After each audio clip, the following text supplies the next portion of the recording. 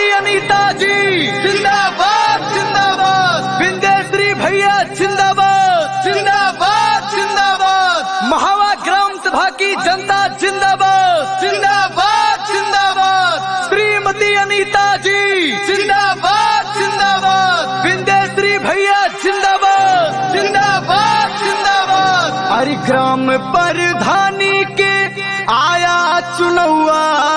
भाइयों बहनों, याद रखिए, ग्राम सभा महावा के सम्मान में श्रीमती अनीता पत्नी विंध्यश्री मैदान में। तो याद रखिए, जन जन के चहेते, जन जन के दुलारे प्रत्याशी, सुबह शाम आपके काम आने वाले विंध्यश्री भैया की पत्नी श्रीमती अनीता जी को भारी मतों से जिताना है। इन्हें महावा का प्रधान बनाना है। जीती है अनीता जी विकास लेके आई है, जीती है अनीता जी विकास लेके आई है, विकास लेके आई है, विकास लेके आई है। जीती है अनीता जी विकास लेके आई है, विकास लेके आई है। विंध्यश्री भैया को ना भुलाना कि श्रीमती अनीता जी को ही जिताना, विंध्यश्री के हाथों को मजबूत बनाना कि श्रीमती अनीता। रामकरण यादव, रमेश, राम भजन, मस्तराम वर्मा, हृदय राम यादव, अनंत राम वर्मा, अरविंद यादव, बद्री, विशाल, महेश कुमार यादव, केशरी प्रसाद यादव, राम बहादुर वर्मा और विनोद कुमार वर्मा का कहना है, वोट नहीं कर्ज मांगते हैं, ब्याज सहित लौटा देंगे। जहां आपका बहे पसीना अपना लहू बहा देंगे। तो याद रखिए, ग्राम सभा महावा ने ये ठाना है, इस बार अनीता जी को अपना प्रधान बनाना है। ओ काका काकी लाज ले न राखी, ओ काका काकी लाज ले न राखी, लाज ले न राखी, हाँ लाज ले न राखी। ओ काका काकी लाज ले न राखी, लाज ले न राखी। करी है जो वादा उसे न भूलाना कि श्रीमती अनीता जी को ही जिताना, विंध्यश्री के हाथों को मजबूत बनाना कि श्रीमती अनीता।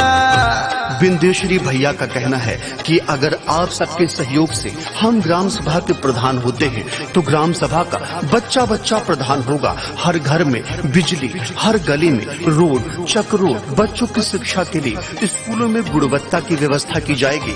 विधवा, विकलांग, वृद्धा पेंशन सभी पात्रों को दिलवाया जाएगा। शौचालय, आवास जन जन तक पहुंचाया जाएगा। ग्राम सभा महावा में पहले जो कभी नहीं हुआ वो करके दिखाएंगे, विकास की गंगा बहाएंगे। ग्राम सभा महावा में गूंज यही नारा, ग्राम सभा महावा में गूंज यही नारा, गूंज यही नारा, हाँ गूंज यही नारा। ग्राम सभा महावा में गूंज यही नारा, हाँ गूंज यही नारा। ग्राम प्रधान भारी मतों से बनाना कि श्रीमती अनीता जी को ही जिताना, विंध्यश्री के हाथों को मजबूत बनाना कि श्रीमती अनीता।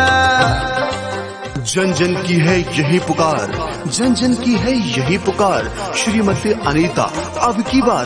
तो याद रखिए, इस बार भारी मतों से विंध्यश्री भैया के हाथों को मजबूत बनाना है। श्रीमती अनीता जी को भारी मतों से जिताना है।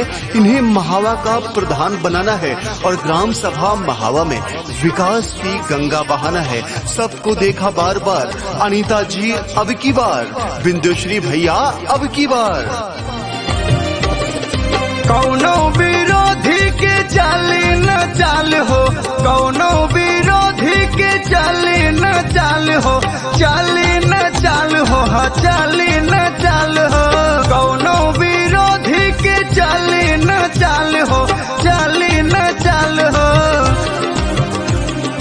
अंकित तिवारी कहे बात न भूलाना कि श्रीमती अनीता जी को ही जिताना, विंध्यश्री के हाथों को मजबूत बनाना कि श्रीमती अनीता जी को ही जिताना कि विंध्य